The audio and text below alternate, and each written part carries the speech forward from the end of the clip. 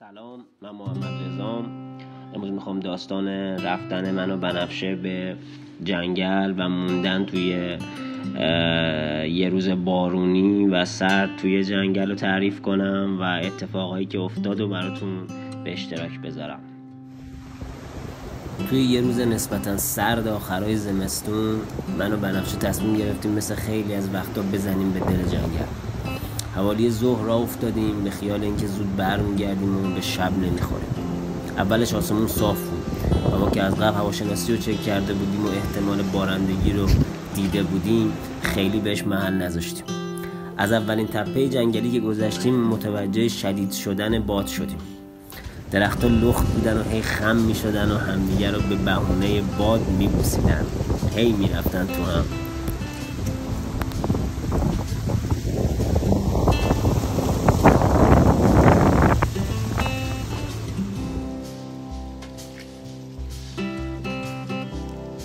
بعد از حدود 1 ساعت پیاده روی رسیدیم به یه جاده قدیمی توی دل جنگل که محل عبور و مرور دامدارا بود و توی مسیر تعدادی کلبه که ما بهشون میگیم تلار و بعضیشون هم معماری جالب و متفاوتی داشتن.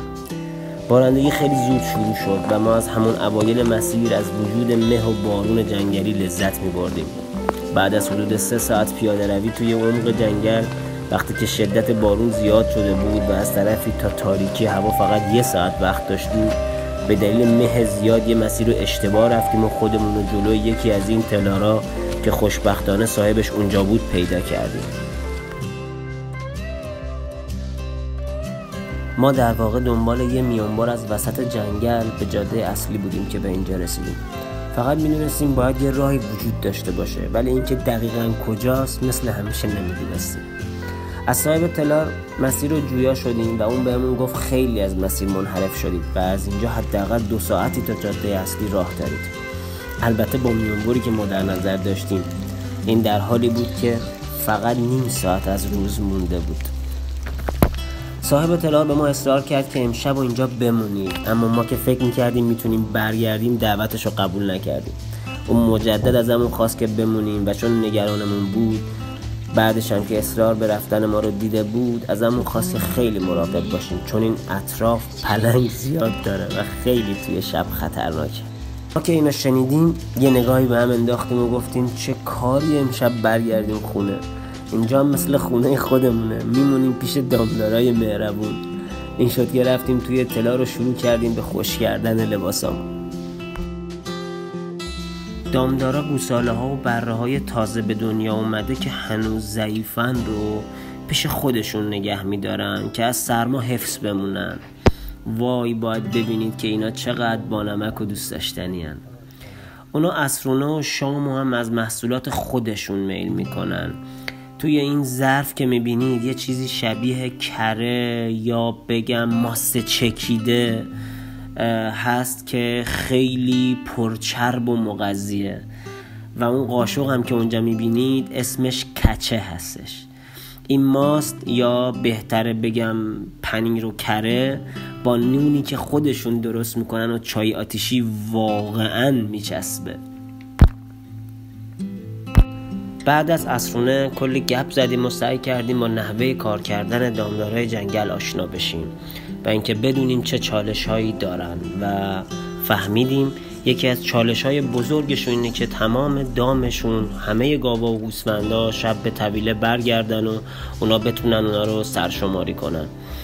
و اتفاقا همون شب یکی از گاوا بر نگشته بود به طویله و صاحب تلار مجبور شده بود توی شب بارونی بره دنبال گاو بگرده و نزدیک 1-2 ساعت وقتشو بذاره تا اینکه بالاخره موفق شه اون گاو رو برگردونه به طویله.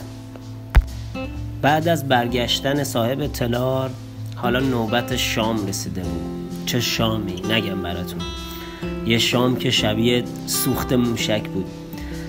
به زبون محلی ما بهش میگن گرماس که از ترکیب برنج و همون ماست ترش و یا همون پنیره و مقداری کره درست میشد و اینو با هم میزدن. خیلی خوشمزه بود و اینکه فکر میکنم به خاطر اون غذا من تا صبح نتونستم بخوابم. از طرفی از شب تا صبح باید آتیش رو روشن نگه می داشتیم و برای این کار نیاز بود که از کنده های جنگلی که عمدتاً از چوبای درخت های شکسته جنگل بودن استفاده می کردن و هنوز اون کنده ها نباید پوک می شدن. و بعد از شام هم صاحب تلار کلی برامون نی زد و با یه نوای خیلی درویشانه حال دلمون خوب کرد.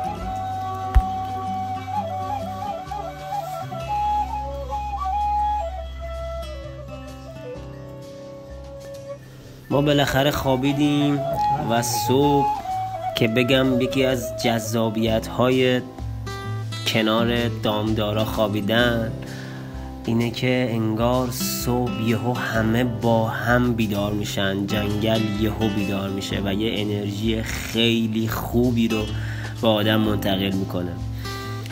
و وقتی بلند شدیم خواستیم از طریق راه میانبر برگردیم و به جاده برسیم، ولی دیدیم که دوست داریم دوباره هم جنگل رو ببینیم و از مسیری که اومدیم برگردیم و واقعا از جنگل لذت بردیم. خیلی سفر خوبی بود. امیدوارم تو سفرهای بعدی هم با ما همراه باشید.